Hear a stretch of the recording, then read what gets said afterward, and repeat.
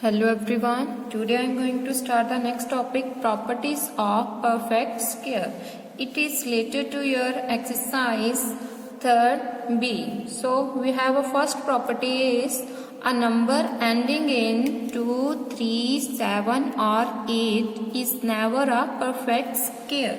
It means if we have a last digit number is 2, 3, 7 or 8. It can never be a perfect square.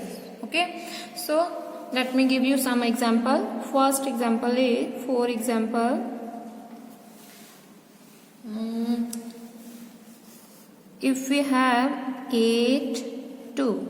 So here is last digit is 2. So that's why we can say that it is not a perfect square.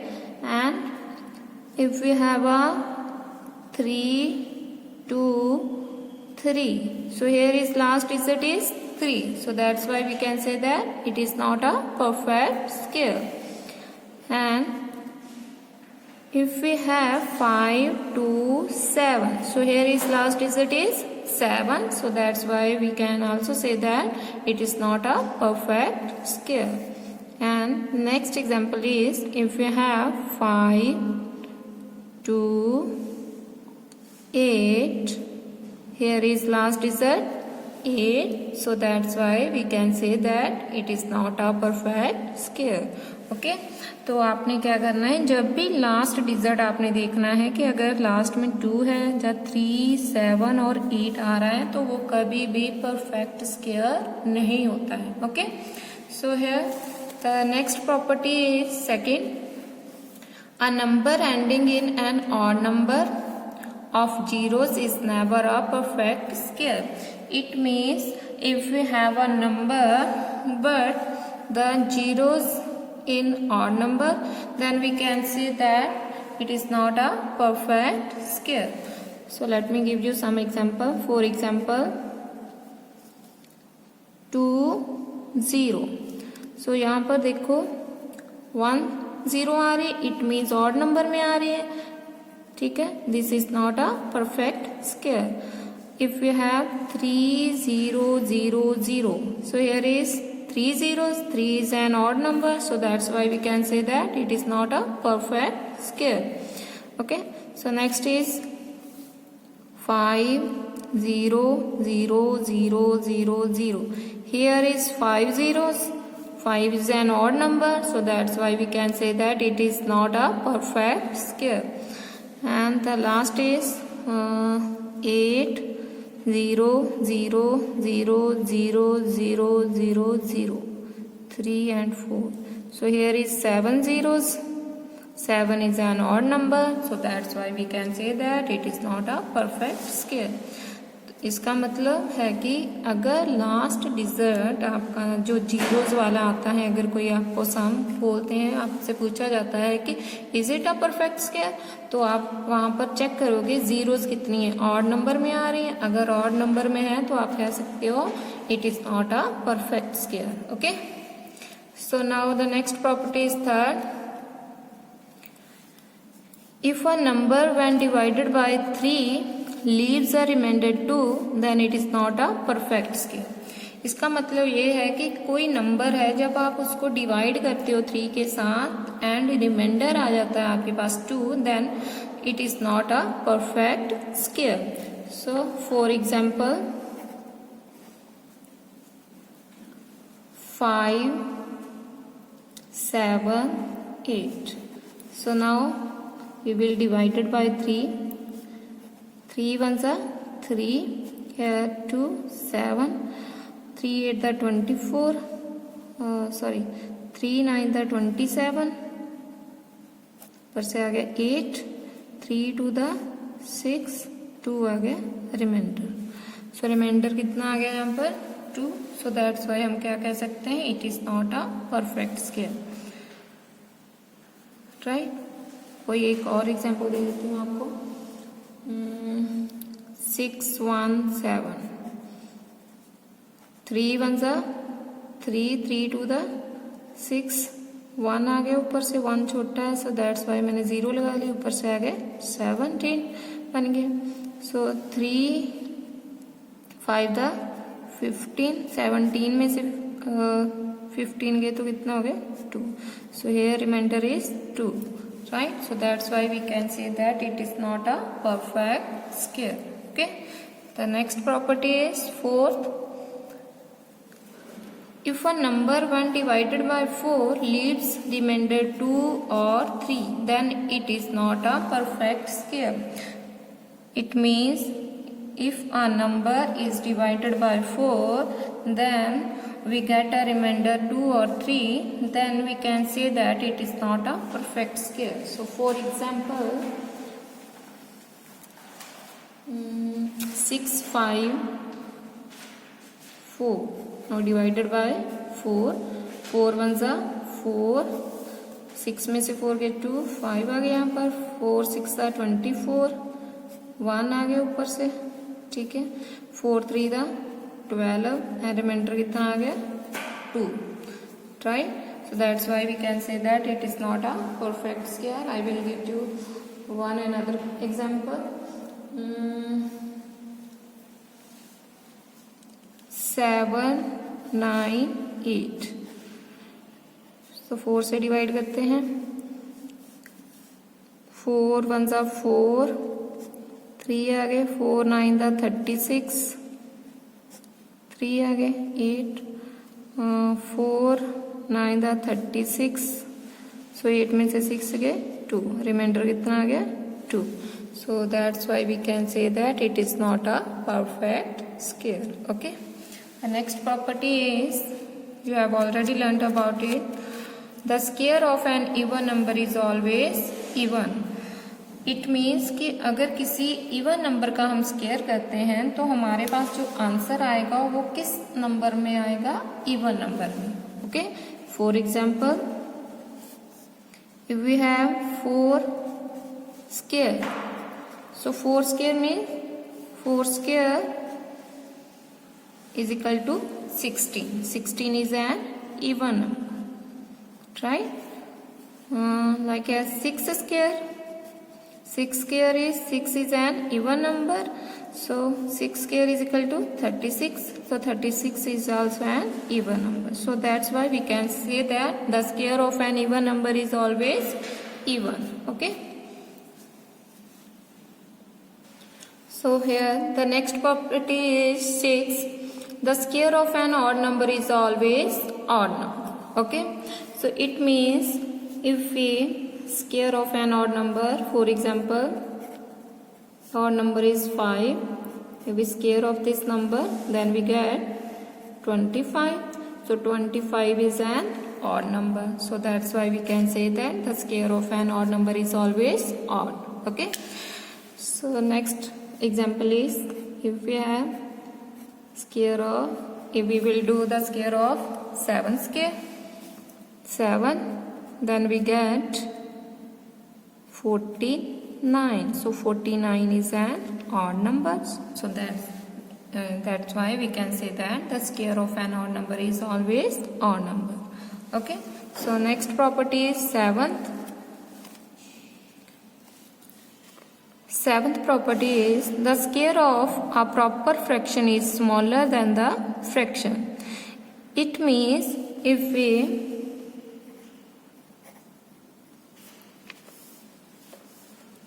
we have 2 by 3, okay, this is a proper fraction.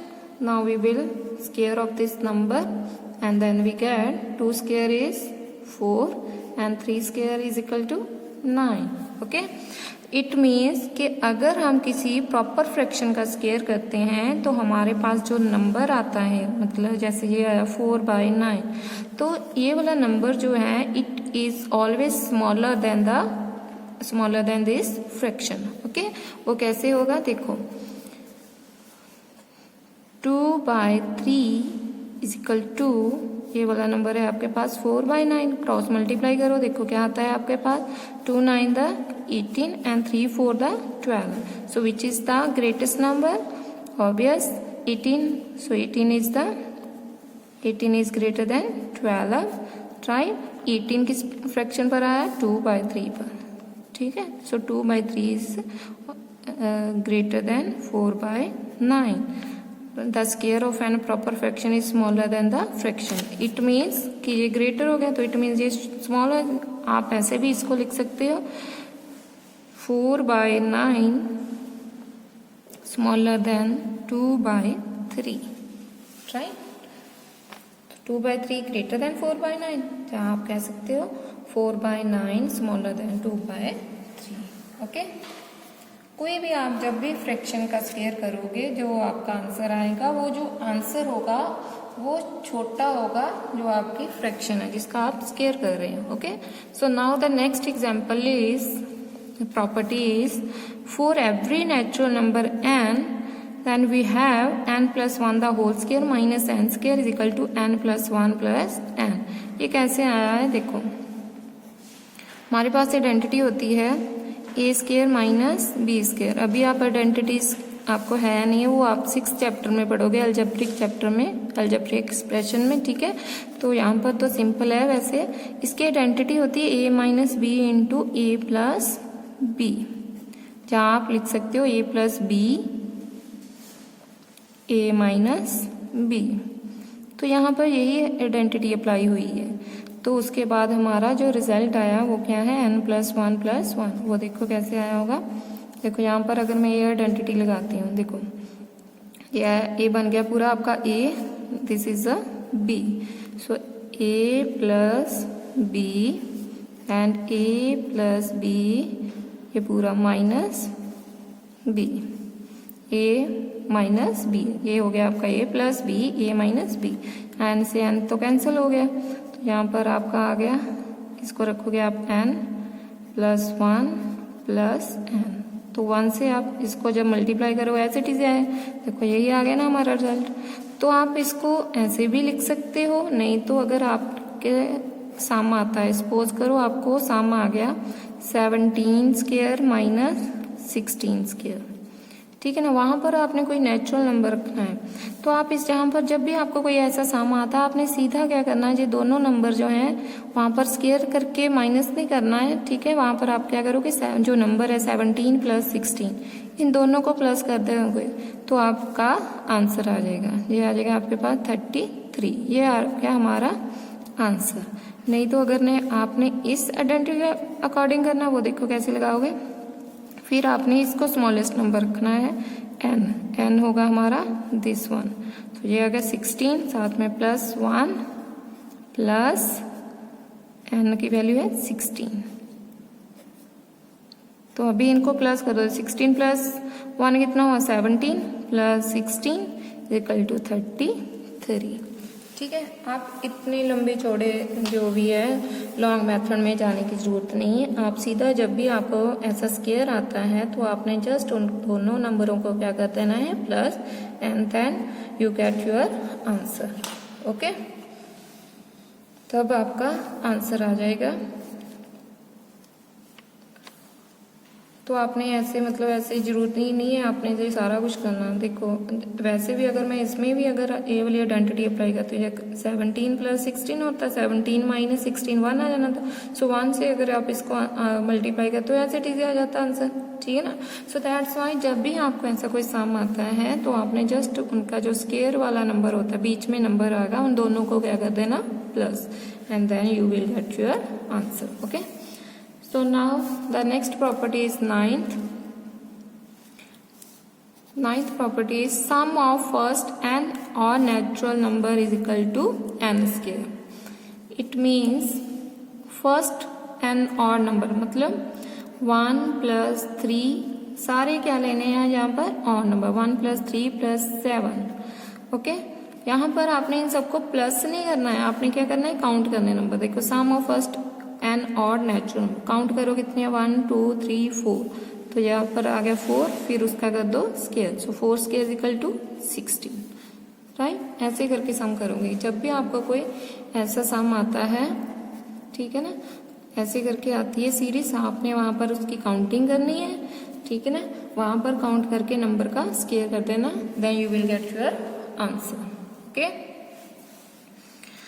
And next is 10th property Pythagorean triplets.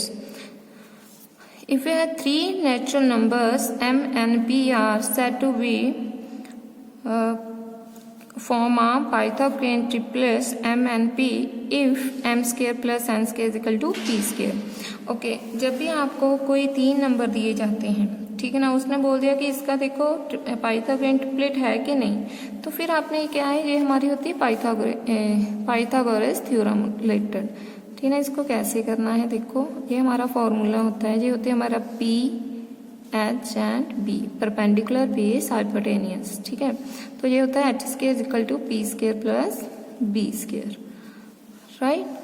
तो यहाँ पर आप A B C भी लिख सकते हो, कुछ भी लिख सकते हैं। सपोज करो आपको नंबर आ गया 3, 4 एंड 5, आपने क्या करना है, जो बिगेस्ट नंबर होगा इस साइड रख लेना है, ठीक है ना, जहाँ इस साइड रख लो, और इन दोनों का क्या कर देना, स्क्वायर कर देना है। सो 5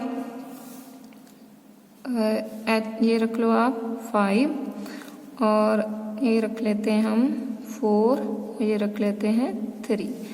तो ये हो गया हमारा m, n एंड p। तो अभी देखो इसको कैसे करेंगे, 3 square plus 4 square and 5 square. So 3 square 9, 16 हो गया, ये हो गया 25 एंड 5 स्क्वायर इक्वल टू 25। ये both sides are equal, right. जब दोनों साइड्स इक्वल हो जाए हम कह सकते हैं yes these are the Pythagorean triplets. Okay, ये तो आएगा जब आपको पूछा जाता है, और कई बार आपको कोई नंबर दे दिया जाता है, वहां पर हमने खुद मेंबर्स निकालना है पाइथागोरियन ट्रिपलेट के, तो वो देखो कैसे करेंगे। वो हमारे पास फॉर्मूला होता है, if every natural number m greater than 1 then we have 2m, m square 1, m square plus 1 as a Pythagorean triplet. Now I will give you some example. For example, if we have a 8, right, इसका हमने triplet method निकालने हैं। तो ये m जो है greater than 1 है, सो सबसे पहले स्टेप फर्स्ट में क्या करना है, हमने 2m इज इक्वल टू 8, हमने 2m टेक करना है और इसको जो नंबर दिया होगा इसके इक्वल रख लेना है, वहां से m की वैल्यू निकालो, जो ये मल्टीपल 2 है इसके साथ डिवाइड करो, 2 1 2, 2 4 8, ठीक है। तो m की वैल्यू क्या आ जाएगी हमारे पास 4। फिर स्टेप 2 जो है आपका होगा, इसमें क्या है, नेक्स्ट क्या है, m square minus 1। So here is m, the value of m is 4, so now we will put the value of m 4, so 4 square minus 1, so 4 square कितना होता है 16, 16 minus 1 is equal to 15। Okay, next step third, m square plus 1, so the value of m is 4, so 4 square plus 1, तो यहाँ 4 square is equal to 16 plus 1, 16 plus 1 कितना हो गया 17। so therefore triplets जो आएंगे हमारे वो कौन से आ जाएंगे, Pythagorean triplet, 1 is 4, then 15 and 17। Okay, तो ये आ जाएगा हमारा answer, right. So here the property is 11. Between two consecutive square numbers n square and n plus 1 the whole square, there are 2n non-perfect square numbers. It means कि कहता है कि अगर दो consecutive number का हमने square करना है, then 2n non-perfect square होगा उसका मतलब, जैसे n square and n plus 1. For example, जैसे जहाँ पर है हमारे पास कि 4 स्क्वायर एंड 5 स्क्वायर का हमने स्क्वायर करना है। 5 स्क्वायर कैसे आया, देखो ये हो गया हमारा 4 स्क्वायर एंड 4 प्लस 1 कितना हो जाएगा आपका 5, ठीक है। तो ये हम किसके को रखेंगे 2n, मतलब 2n क्या है हमारा 4, सो 2 4 द 8, किसके इक्वल आएगा 2 4 द 8। इट मीन्स इनके बीच में जो स्क्वायर आएंगे 4 स्क्वायर एंड 5 स्क्वायर के बीच में वो कितने आएंगे 8, और वो क्या होंगे non perfect square. Non perfect square means कि उनका परफेक्ट स्क्वायर नहीं होगा, ठीक है। जैसे कि 4 स्क्वायर एंड 4 का स्क्वायर कितना होता है 16 एंड 5 का स्क्वायर कितना होता है 25, और इनके बीच में जो नंबर आएंगे वो क्या होंगे, नॉन परफेक्ट स्क्वायर होंगे। तो उनके बीच में क्या कौन कौन सा नंबर होगा, 17, 18, 19, 20, 21, 22, 23 एंड 24। अभी इन सबको काउंट करके देख लो कितने नंबर आ रहे हैं आपके, 8। कितने नंबर बन रहे हैं, 8। ठीक है, वही ये कह रहा है कि if between two consecutive square numbers n square and n plus 1 the whole square there are 2n non perfect square number। ठीक है, वो क्या होंगे, नॉन परफेक्ट स्क्वायर नंबर्स होंगे, राइट। सो इनको जो प्रॉपर्टीज है अच्छे से लर्न कर लो। ठीक है, that's why you can solve your exercise very easily. इस जब भी आपको जो प्रॉपर्टीज आए, क्योंकि सारी एक्सरसाइज आपकी जो है इसी बेस पर है, सो जब तक आपको प्रॉपर्टीज नहीं आएंगे तो आप सम नहीं सॉल्व कर पाओगे। सो दैट्स व्हाई आपको जो प्रॉपर्टीज जो है अच्छे से लर्न करनी होगी। ओके।